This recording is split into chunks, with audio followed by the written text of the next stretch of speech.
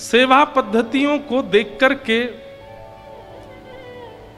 कई नियम और भाव का बात कह दी जाती, पर एक बात स्पष्ट मानिए, जो बुद्धि से, स्वभाव से, व्यवहार से बहुत सहजता में आ चुके हैं, चतुराई ने जिनको छुआ तक नहीं है, यदि वो इस प्रकार से सेवा भाव रखते हैं तो उसमें दोष नहीं है।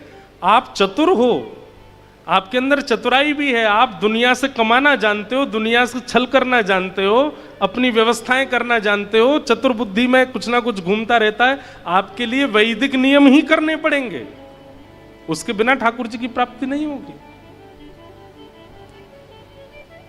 जो सहज हैं, एक बात कह दूं, जो भोंदू हैं, जो बिल्कुल सरल हैं, उनके लिए तो वो जैसे कर दें उसी से ठाकुर जी राजी होते हैं, उसी से ठाकुर जी प्रसन्न होते हैं।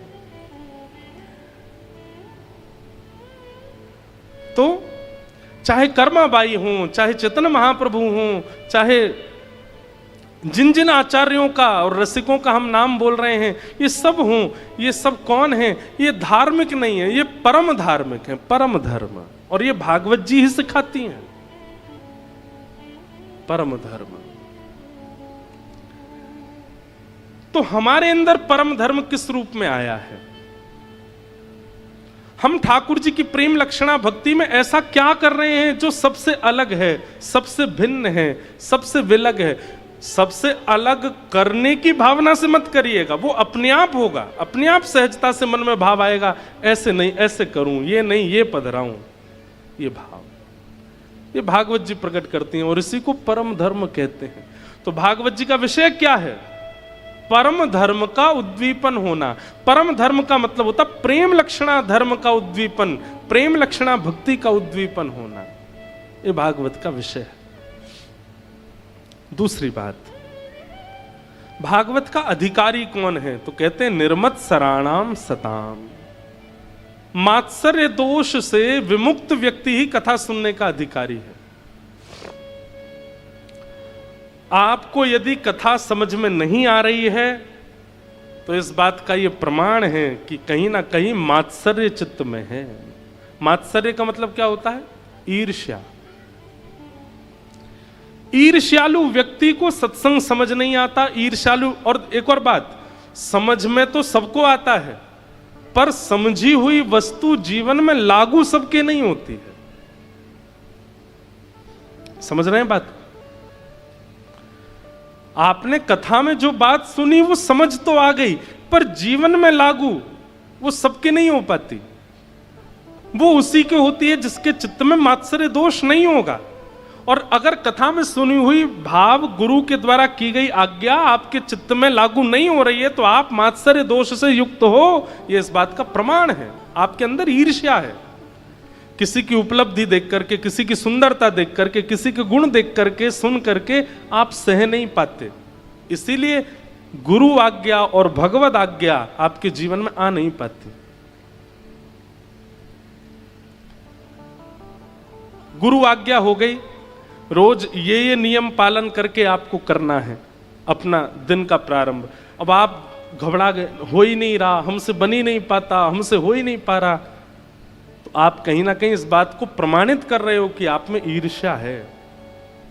समझ रहे हैं हमारी बात को?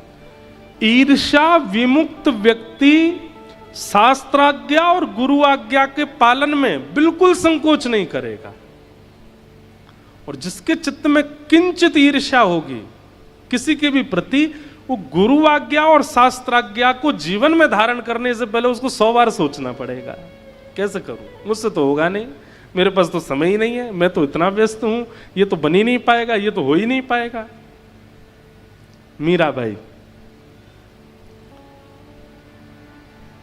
चाहे विपरीत ससुराल मिला हो, चाहे विपरीत संबंधी मिले हों, मीराबाई को जो करना है वो कर लिया उन्होंने। भोजन की व्यवस्था नहीं, रहने की व्यवस्था नहीं, अन्न की व्यवस्था नहीं, प्रेम की व्यवस्था नहीं, व्यवस्थाओं की व्यवस्था नहीं, फिर भी गिरधर लाल जी की सेवा की उन्होंने, क्योंकि ईर्ष्या नहीं है चित्त में। इसलिए भैया हमारी एक बात बहुत ध्यान से सुनिएगा, आपके भीतर यदि क्रोध बढ़ गया है, कोई बात नहीं, कथा सुनते रहिए, एक दिन खत्म हो जाएगा। आपके अंदर लोभ बढ़ गया है, एक दिन वो भी गुरु कृपा, गंगा जी की कृपा से छूट जाएगा। आपके अंदर काम बढ़ गया है, वो भी कभी ना कभी भगवत संतों की कृपा से विमुक्त हो जाएगा। लेकिन कहीं आपके अंदर ईर्ष्या की भावना आ गई है तो आपको चिंतित होना चाहिए। अब क्या करें? क्योंकि ईर्ष्या एक ऐसा दोष है जिसकी कोई औषधि नहीं है। ईर्ष्या को तो केवल आप विचार करके ही छोड़ सकते हो कि मुझे ईर्ष्या नहीं करनी है, और इसी भावना से गंगा प्रणाम, इसी भावना से बद्रीनाथ दर्शन, इसी भावना से वृंदावन, इसी भावना से गिरिराज जी परिक्रमा, तभी ईर्ष्या नष्ट होगी।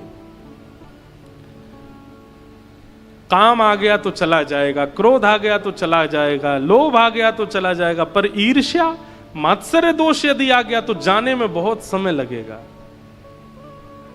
इसलिए किसी की उपलब्धियां सुनकर के जब विचलित होते हो तो उस रात्रि सोइएगा नहीं कि मुझ में ईर्ष्या आ गई, अब क्या करूं मैं। उसी दिन से अपना नियम, संयम, कथा श्रवण सब सुधारना प्रारंभ कीजिए। क्योंकि कामी व्यक्ति को भी भगवत दर्शन हुआ है, ऐसे कई भक्तों की लीला है। लोभी को भी भगवत दर्शन हुआ है, क्रोधी को भी भगवत दर्शन हुआ है, पर ईर्ष्यालु को नहीं हुए।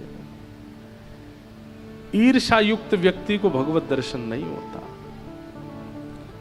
तो यहां पर क्या कहते हैं? निर्मत्सराणाम सताम।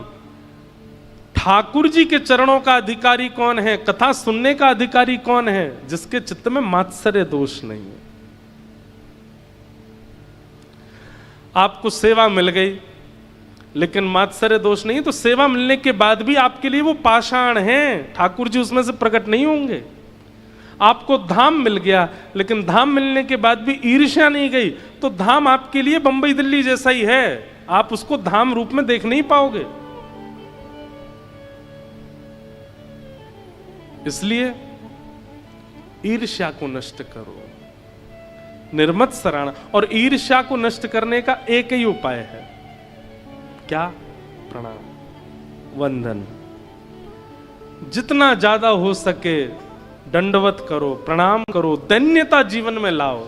जितने दीन बनोगे, जितना झुकेंगे, जितना ज्यादा संत महापुरुष वैष्णवों के चरणों की ओर नतमस्तक होंगे, उतनी जल्दी ये ईर्ष्या दोष नष्ट होगा। ईर्ष्यालु व्यक्ति खड़ा रहता है, झुकता नहीं।